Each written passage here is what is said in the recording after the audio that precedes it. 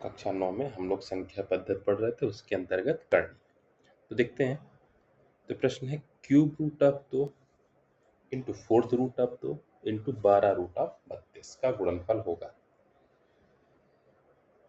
तो हमें क्या करना है यहाँ पर, पहले क्यूब रूट ऑफ 2, तो इसको क्या लिख सकते हैं, 2 की घात 1/3 इंटू फोर्थ रूट ऑफ 2, यानी कि यहाँ पर जो करनी है 4 कोटि की है, तो हो जाएगा 2 की घात 1/4 इंटू, देखिए 32 को क्या लिख सकते हैं, 2 गुणे 2 गुणे 2 गुणे 2, यानी 2 की घात 5, तो 2 की घात 5 है, और ये कितने कोट की करनी है, 12, तो इसकी घात हो जाएगी 1/12।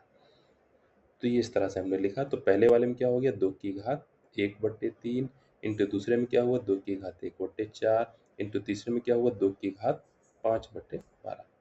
यहाँ पर क्या हुआ, तीनों की गुणा है, गुणा में आधार समान है इसलिए घातें जुड़ जाएंगी।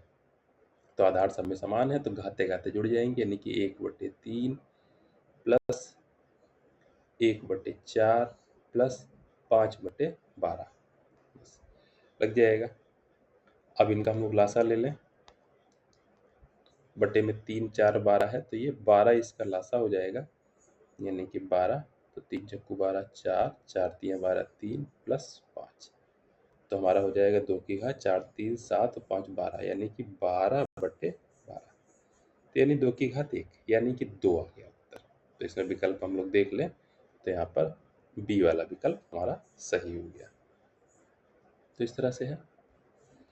फिर अगला देख लें, फोर्थ रूट ऑफ 4 कोट की करनी है 81 की घात -2। अब हम लोग यहाँ पर देख लें, तो माइनस में जब भी घात होती है तो उसको हम लोग अंश से हर में या हर से अंश में पलट देते हैं, तो वो घात प्लस की बन जाती है।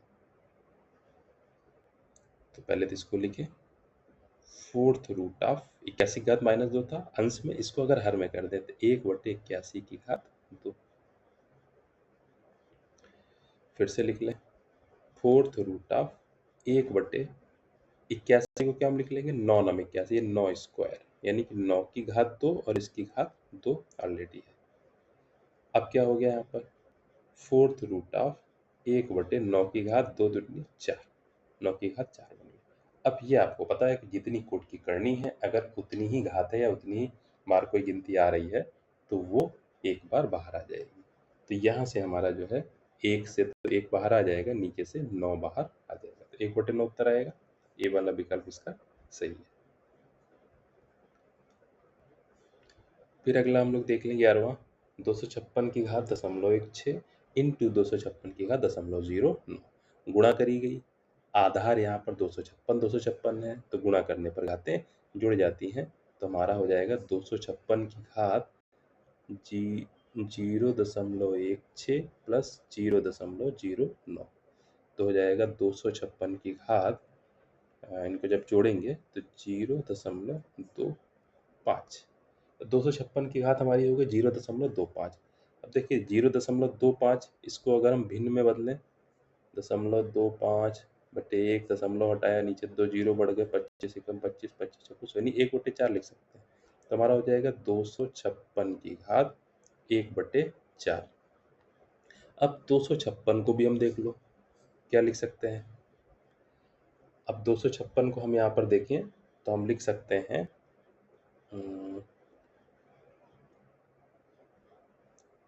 256 को हम 2 2 2 से टुकड़े करेंगे तो 2 की घात 8 बनेगा, यहाँ पर 2 की घात 8 इंटू 1/4 घात है, तो हो जाएगा 2 की घात 8/4, यानी कि 2 की घात 4 एकम 4 4 दूनी 8, 2 की घात 2, 2 की घात 2 मतलब 4 माना जाएगा। तो हमारा विकल्प ए वाला सही हो जाएगा। फिर अगला, निम्नलिखित में से कौन सा मान x के बराबर होगा। अब कौन सा मान, ए बी सी डी 4 विकल्प दे रखे हैं, कौन सा मान हमारा x के बराबर, यानी हल करें इसको, एक एक विकल्प हमको सारे हल करने पड़ेंगे और फिर हमको देखना पड़ेगा यहाँ पर कौन सा मान किसके बराबर।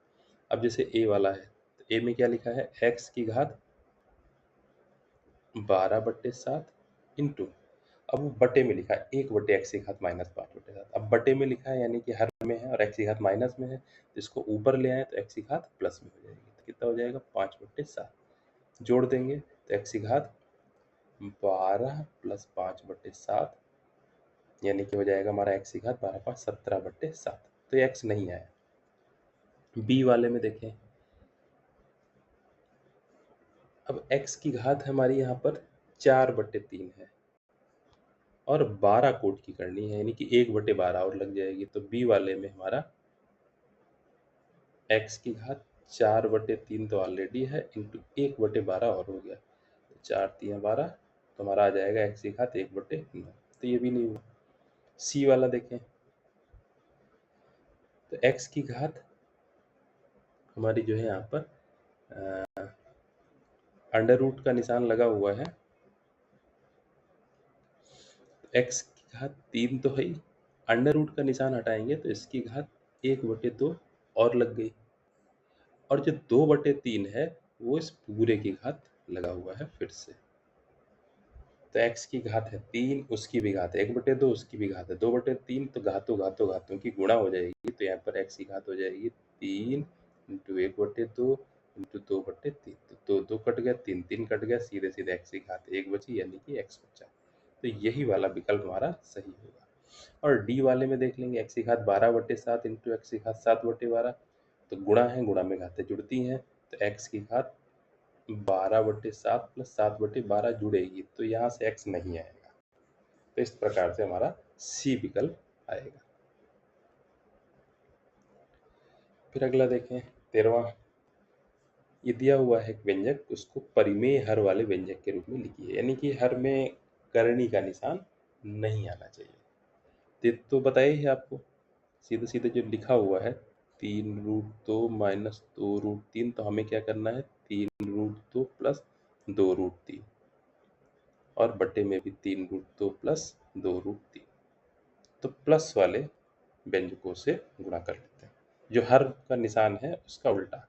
अब हर में क्या आ जाएगा a + b a - b यानी a² - b² यानी कि 3√2 का स्क्वायर माइनस 2√3 का स्क्वायर। तो क्या आ जाएगा ये 3√2 का स्क्वायर 3×3 = 9 और 2 9×2 = 18 बटे 2 का स्क्वायर 4 √3 का स्क्वायर 3 2×2 = 4 × 3 = 12। तो यानी कि 18 में से 12 घटे तो नीचे आ जाएगा हमारा 6। ऊपर तो हमारा चल ही रहा था 6, 3√2 + 2√3, तो यहाँ पर भी आ जाएगा 6, 3√2 + 2√3, यहाँ पर भी 6, 3√2 + 2√3। तो 6 6 हमारा कैंसिल हो गया, सिर्फ 3√2 + 2√3 हमारा बचा रह जाएगा। तो ये हमारा हो गया हर का परिमेयकरण।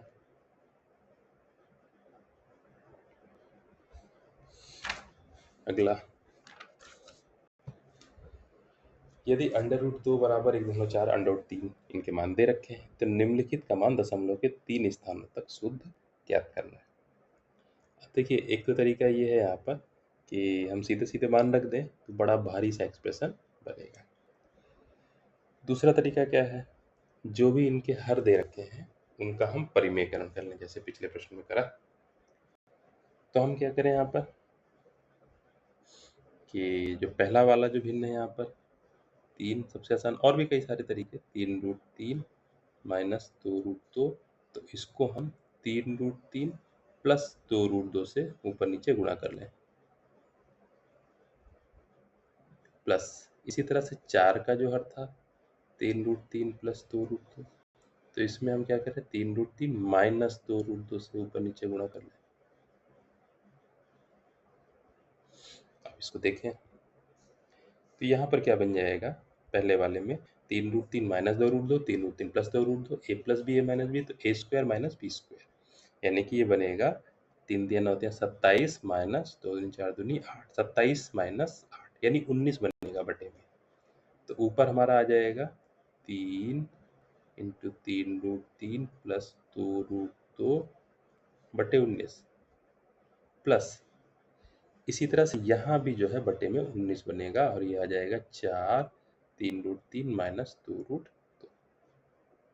बस इनकी गुणा कर लें, हर हमारा समान है, अंश अंश जुड़ जाएंगे, तो आ जाएगा 9√3 प्लस 6√2 प्लस 12√3 माइनस 8√2 के 19।